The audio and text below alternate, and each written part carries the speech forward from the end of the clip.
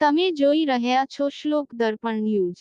કેટલી વખત આ તળાવ માટે નાગરિકોએ રજૂઆત ઘણી વખત કરેલ છે। નાગરિકોનું કહેવું છે કે નાનું તળાવ હોય તો ના દેખાય, પણ ઘણી વખત મીડિયામાં પણ આ તળાવ માટે સમાચાર બનાવીને અધિકારીઓને આ કાન બંધ કરીને બેઠેલા હોય એમના સુધી સમાચાર પહોંચાડેલા છે, તો પણ લાગતા વરખતા આ ભ્રષ્ટાચારી લોકોને આંખ ખુલી નથી। તો પ્રજાના નાના મોટા કામો માટે હવે વિસ્તારના કાર્યકર્તાઓને પણ વર્ષોથી ખબર છે ક્યાંના ક્યાંક તેરી વી ચૂપ એવો પાછલા વર્ષોમાં દોર ચલાવ્યો છે। વડોદરા શહેરમાં 14 નંબર રોડમાં રામનાથ વાડીમાં આવેલું સ્મશાનની બાજુમાં પૌરાણિક તળાવ ક્યાંકના ક્યાંક સીધા કોન્ટ્રાક્ટરોના ખિસ્સા ભરાવી રહ્યા છે। તે સિટીમાં આ તળાવની વિકાસ ફક્ત કોન્ટ્રાક્ટરનો દેખાઈ રહ્યો છે, જેથી પાછલા વર્ષોમાં બાકીના વડોદરા શહેરમાં આવેલા તળાવની કામગીરી જેવા સુસાગર, હરણી, મોહમ્મદ તળાવ,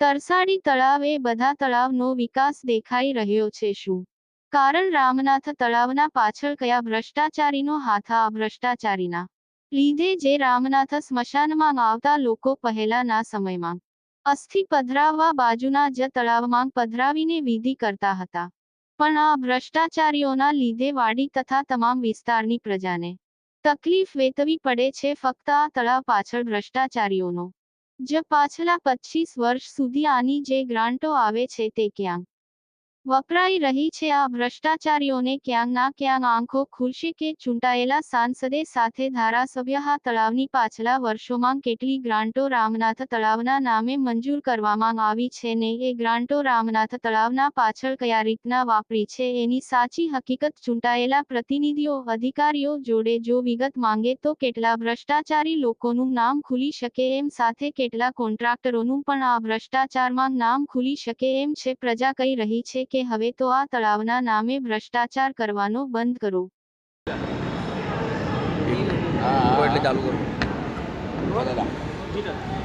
રાવપુરા વિધાનસભા વિસ્તારના નાગરિકો માટે સંપર્ક સમસ્યા સેવાનો આ ત્રીજો રાઉન્ડ આજે વોર્ડ નંબર 14થી શરૂ થયેલ છે।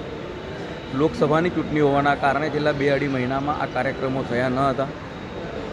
આજે જ્યારે આ કાર્યક્રમની શરૂઆત થઈ છે ત્યારે અમારા શહેર પ્રમુખ ડૉક્ટર વિજયભાઈ શાહ, શહેરના મહામંત્રી જસવંતસિંહજી, આ વિસ્તારના અમારા સ્થાનિક કાઉન્સિલરો અને સંગઠનના પદાધિકારીઓ સાથે નાગરિકોના પ્રશ્નોના ઉકેલ માટે અમે એકત્ર થયા છે। આ વખતે નાગરિકોના જે પ્રશ્નો ખાસ કરીને આવી રહ્યા છે તે સફાઈના અને ડ્રેનેજ ઉભરાવાના પ્રશ્નો આવી રહ્યા છે, પરંતુ નાગરિકોની સાથેનો સીધો સંપર્ક થાય તેના માટે આ પ્રામાણિક પ્રયત્નો છે। અને આપના માધ્યમથી તમામ નગરજનોને અને ખાસ કરીને મારા રાવપુરા વિધાનસભા વિસ્તારના મતદારોને વિનંતી કરું છું કે આપના વિસ્તારમાં પણ આંતરમાળખાકીય સુવિધાનો કોઈક ઠેકાણે અભાવ હોય અથવા કોઈક સમસ્યા હોય તો તેની જાણ એ વિસ્તારના સામાજિક અગ્રણીઓને અને ચૂંટાયેલા પદાધિકારીઓને કરશો તો એ તમામ સમસ્યા દૂર કરવા માટે અમે પ્રયત્ન કરીશું।